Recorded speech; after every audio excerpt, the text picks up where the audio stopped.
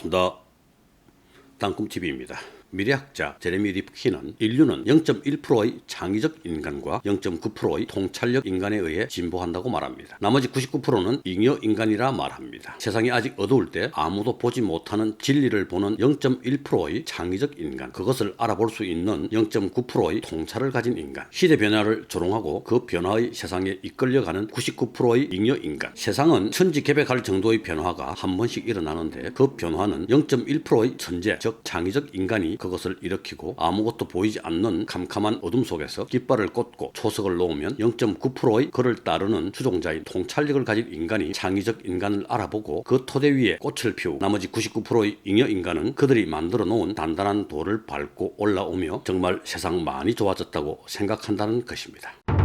내연 기관으로 현대의 모습을 갖춘 자동차는 헨리 포드에 의해서 발명되었습니다. 당시 신문의 모든 기사에는 헨리 포드를 멍청이라고 했습니다. 100명이 탈 수 있는 기차가 있는데 4명이 타는 자동차라니. 대량 생산 전 자동차는 기차보다 높은 가격이었다고 합니다. 신문과 라디오 및 모든 여론과 국민이 저것은 틀렸다라고 말하는 상황, 아무도 헨리 포드의 자동차를 보면서 투자를 생각지 않은 상황 속에서 저것이 0.1%다라고 꿰뚫어보는 사람이 있었는데 그는 조그만 마을의 시골 부자였습니다. 그는 온 국민이 전혀 그들떠보지 않은 헨리 포드의 자동차를 보면서 이제 곧 자동차가 온 세계를 휩쓸 것이다 라고 생각하였고 전 재산을 털어서 주유소를 세우기 시작했습니다. 조금 과장되게 말하면 거리를 다니는 자동차 숫자보다 주유소가 많이 세워지기 시작한 것입니다. 99%의 사람들은 마차들이 다니는 길에 주유소를 세우는 0.9%의 사람의 결정을 불안한 시선으로 바라보았습니다. 마차 길 위에 주유소를 세우는 것, 이것이 0.9%의 통찰력입니다. 얼마 안 돼서 0.9%에 속한 사람의 통찰력은 정확하게 들어맞았습니다. 그 당시 길거리를 가득 메우고 다니던 말과 마차를 헨리 포드의 자동차들이 내몰아 버렸습니다. 시골 부자가 세운 주유소 체인이 전 미국 주유소의 94%를 독점하게 되었는데 그 주유소 회사의 설립자가 바로 록펠러입니다.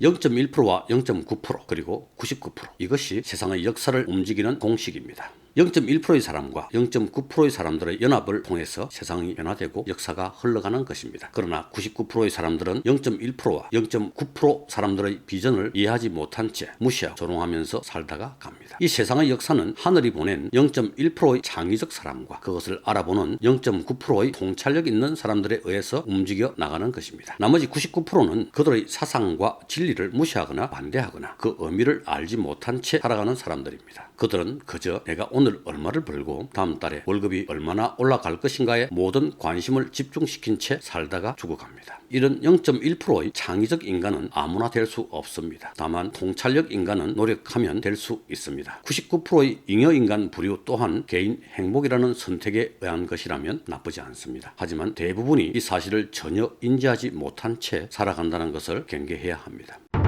통찰은 불을 갖게 만듭니다. 통찰이 있느냐 없느냐에 따라 인생이 바뀝니다. 그렇다면 과연 통찰력은 천재들처럼 타고난 재능을 가진 사람들의 능력일까요? IGM 세계경영연구원은 오래전부터 이 문제를 다방면으로 연구했습니다. 그 결과 통찰력은 훈련을 통해 키워지는 것이라는 결론에 도달했습니다. 그리고 통찰력을 기를 수 있는 체계적 훈련 방법이 다양한 현장에서 실제로 적용될 수 있다는 사실도 충분히 확인했습니다. 그러면 통찰력은 어떻게 기르느냐? 오늘은 통찰력을 기르는 방법 이야기입니다.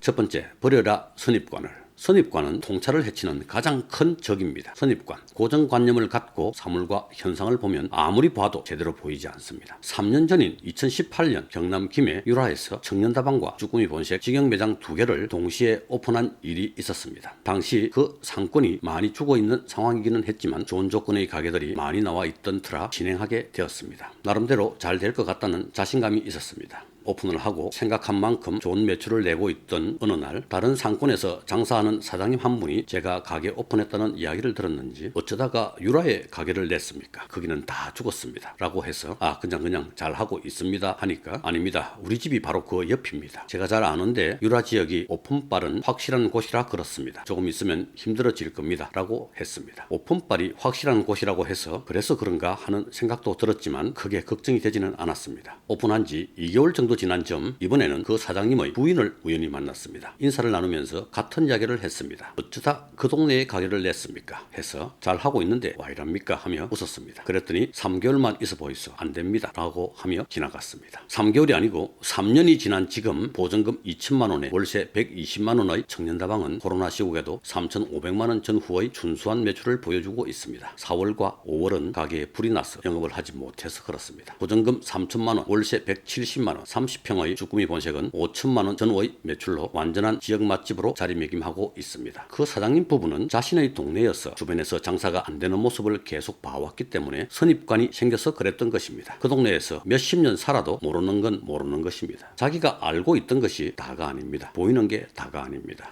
너무 가까이서 보면 더 보이지 않습니다. 사물과 현상을 선입관을 버리고 가까이서 그리고 멀리서 입체적으로 보아야 합니다. 통찰의 원천은 선입관, 고정관념의 탈피입니다.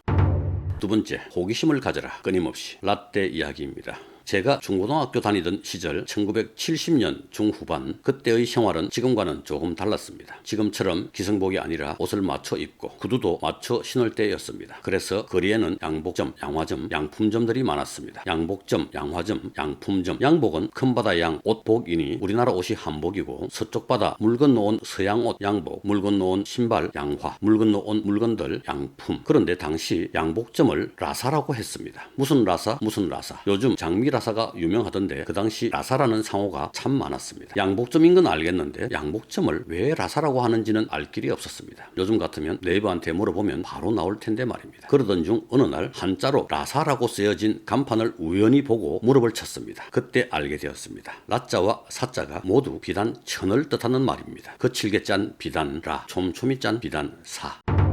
그리고 세월이 흘러 인터넷 시대가 열렸습니다. 검색 사이트가 생기고 포털 사이트도 생겼습니다. 어느 날 우연히 그 옛날 생각이 나서 라사라고 검색을 해보았습니다. 그런데 어라 나사가 제가 생각하는 그 뜻이 아니었습니다. 라사, 나사는 양복 원단을 말하는 포르투갈 말이었습니다. 나사, 포르투갈의 모직물 라사에서 온 말, 의의가 없었습니다. 어떤 뜻을 나타내는 한자가 없을 때 그 단어의 발음에 부합하는 다른 문자를 원래의 뜻과는 관계없이 빌려 쓰는 방법으로 사용하는 이런 말을 가차라고 합니다. 라사는 가차였던 것입니다. 포르투갈 말 라사를 한자음을 빌려와서 만든 말인데 한자의 뜻도 비슷하게 맞춰본 모양입니다.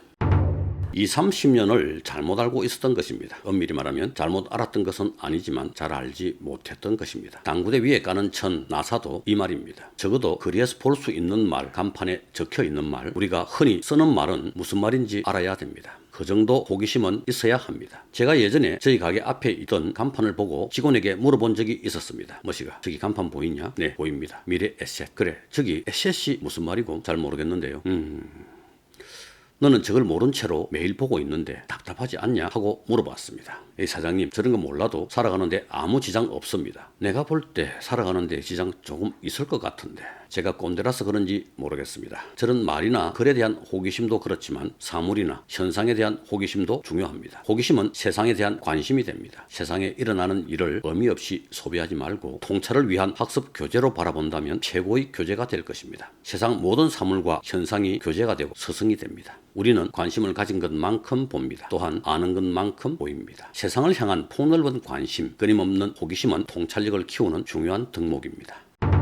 세 번째, 경험하라. 다양하게. 통찰력의 핵심은 경험입니다. 제가 이런저런 이야기를 하다 보면 와 진짜 안 해본 거 없네요 라는 이야기를 듣습니다. 이 이야기가 참 이거저거 많은 경험을 해봐서 통찰력이 많네요가 아니고 왠지 한우물을 깊게 파지 않고 뭐 그리 이거저거 많이 했습니까? 또는 그게 뭐 잘 됐으면 계속하지 또 다른 거 하고 그리 많은 걸 했겠나 하는 이야기 같습니다. 저는 살아오면서 이런저런 경험을 많이 하게 된 게 너무나 잘한 일이라 생각합니다. 예전 영상 내용 중 제가 이러이러한 가게를 여러 개 하고 있다는 이야기를 했는데 댓글 중 그래 옛날부터 많은 가게를 해왔는데 그 가게들 다 어떻게 됐는데 망해서 바꾸거나 접은 거 아니냐는 내용이 있었습니다. 잔뜩 불만에 찬 글이었습니다. 당황스러웠지만 설명을 하거나 반박하지 않았습니다. 때려서 고쳐질 일은 때려야 하고 큰 소리로 깨우쳐 줄 수 있는 일이라면 큰 소리로 말하겠지만 저런 자세를 가진 사람은 때렸어도 큰 소리로도 되지 않습니다. 때린 손만 아프고 목만 아플 뿐입니다. 피해의식이 강해서 뭐든지 불편해하며 남 탓하는 사람들은 피하는 게 상책입니다. 자세 자체의 문제입니다. 통찰을 가진 장사꾼은 결코 망하지 않습니다. 망하는 거 봤습니까? 어느 정도가 망한 건지 모르겠지만 아마 그 정도는 이미 예측했을 수 있습니다. 장사하면서 백전백승 할 수 없습니다. 그리고 그건 망한 것이 아닐 겁니다. 통찰을 가진 사람은 망해도 잘 망합니다. 그리고 그 망한 경험은 더 큰 성공으로 돌아갑니다. 다양한 경험을 즐겨야 합니다. 행복한 경험만 하고 싶지만 나쁘고 슬프고 억울한 경험도 필요합니다. 모든 경험은 나의 자산이 됩니다. 다양한 경험은 어떠한 형태로든 도움이 됩니다. 통찰을 하기 위해서는 한 분야에 매몰되어서는 안 됩니다. 조금 전에 말한 세상을 향한 폭넓은 관심, 호기심과 함께 다양하고 넓은 경험을 해야 합니다. 나는 깊게 파기 위해 넓게 파기 시작했다라는 철학자 스피노자의 말이 있습니다. 얼마 전 한 지인이 주식으로 많은 돈을 잃고 손절을 하면서 한 말이 생각납니다. 아, 정말 좋은 경험했다 하더니 이내 말을 바꿉니다. 아니다, 진짜 더러운 경험했네. 좋은 경험도 더러운 경험도 통찰을 위한 좋은 자양분이 됩니다. 그런데 이렇게 경험하다가는 어떻게 몸이 버텨내고 돈이 남아나겠습니까? 돈 꼴고 몸 잃고 직접 경험만이 경험이 아닙니다. 몸으로 부딪히는 경험이 제일 좋겠지만 독서나 공부로 터득하는 간접 경험도 좋습니다. 많은 독서를 해야 합니다. 공부가 생활화되어 있어야 합니다. 배달 장사를 하는데도 많은 공부가 필요하지 않습니까? 공부란 원하는 삶과 현재와의 차이를 줄이기 위한 모든 행동과 노력을 말합니다. 새로운 경험을 두려워하지 않고 즐길 준비가 되어 있어야 하고 공부가 생활화되어 있어야 합니다. 네 번째, 질문하라, 기록하며. 통찰을 키우는 방법 두 번째에서 말씀드린 폭넓은 세상의 관심, 끊임없는 호기심, 거기서 그치지 말고 관심에 깊이 있게 들어가고 호기심을 풀어야 합니다. 모든 문제를 푸는 방법이 무엇입니까? 질문하는 것입니다. 누구에게 질문을 합니까? 먼저 자기 자신에게 질문을 해야 합니다. 이게 뭐지? 생각을 해야 합니다. 충분한 생각을 합니다. 그러다 보면 어떤 문제는 이런 거구나 하고 알게 되기도 합니다. 그래도 모르겠다. 어떻게 합니까? 네, 맞습니다. 네이버. 다른 사람과 이야기하는 것도 질문이라 볼 수 있습니다. 내 생각은 이런데 생각이 어떠합니까? 많은 질문을 해야 합니다. 많은 이야기를 나누어야 합니다. 자신이 혹시 생각을 잘못하고 있을지도 모릅니다. 다른 사람과의 질문과 토론 과정을 통해 검증이 되고 그 과정 중 또 좋은 생각이 날 수도 있습니다. 그리고 그런 질문을, 답을, 생각을 기록해야 합니다. 기록이 습관이 되어야 합니다. 아무리 좋은 생각도 기록하지 않으면 잊어버릴 수밖에 없습니다. 제가 예전에 선물 하나 드렸죠. 에버노트. 이 영상을 꼭 보시기 추천드립니다. 적고 또 적어야 합니다. 다윈이 이야기합니다. 적자, 적어야만 산다. 적자 생존. 다섯 번째, 생각하라, 거꾸로. 이게 5년 전 카스의 유튜브 스킵 광고 영상입니다. New fresh look. 할 말 다 했으니까 스킵. 30초 넘으면 가스가 광고비 내니까 스킵. 이러다 밤샐 것 같으니까 스킵. 저 여자 참고 있으니까 스킵. 속 터지기 전에 스킵.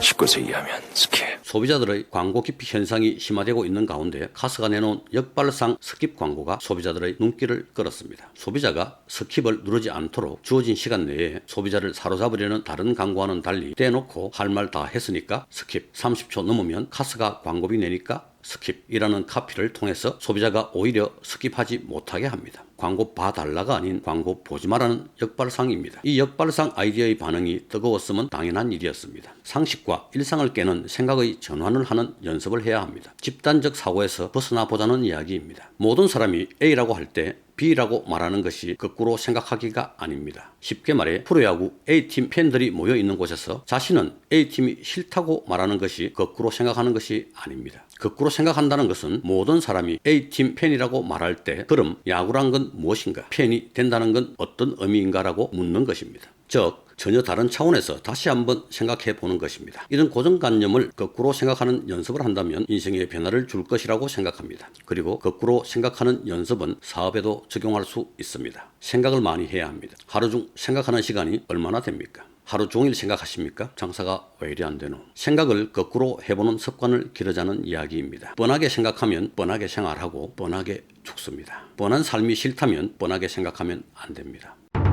통찰은 재능이 아닙니다. 훈련입니다. 세상에 타고나는 재능이 분명히 존재합니다. 음악, 미술, 체육, 은미체의 경우 더욱 그렇습니다. 하지만 통찰은 타고난 재능이 아닙니다. 꾸준한 훈련을 통해 발현할 수 있는 것입니다. 물론 개인적인 재능의 차이가 그 격차를 만들기는 합니다만 일상에서 필요한 통찰 정도는 누구나 학습과 훈련이란 노력을 통해 갖출 수 있습니다. 통찰력을 키우기 위해서는 주의 깊게 관찰하는 훈련을 해야 합니다. 사업을 잘하는 사람은 남들보다 조금 더 잘 본 것이 있습니다. 다른 사람이 본 것만 만큼만 본다면 사업을 잘하기 어렵습니다. 보는 힘이 깊어질 때 통찰력이 깊어집니다. 세상은 멀리 보는 사람들에 의해 만들어져 갑니다. 지식으로 얻어지는 논리는 누구나 가질 수 있지만 지식에 공감하고 공유하는 과정은 개인의 몫인 경우가 많습니다. 그래서 통찰력은 논리와 감성이 어우러진 조화로운 모습으로 우리 앞에 나타납니다. 이것은 이전까지 하던 방법으로 연습한다고 되는 것이 아닙니다. 더 큰 것을 보기 위한 의도적인 학습만이 통찰력을 키웁니다. 모범 답안이 사라지는 4차 산업 시대, 통찰력이 경쟁력입니다.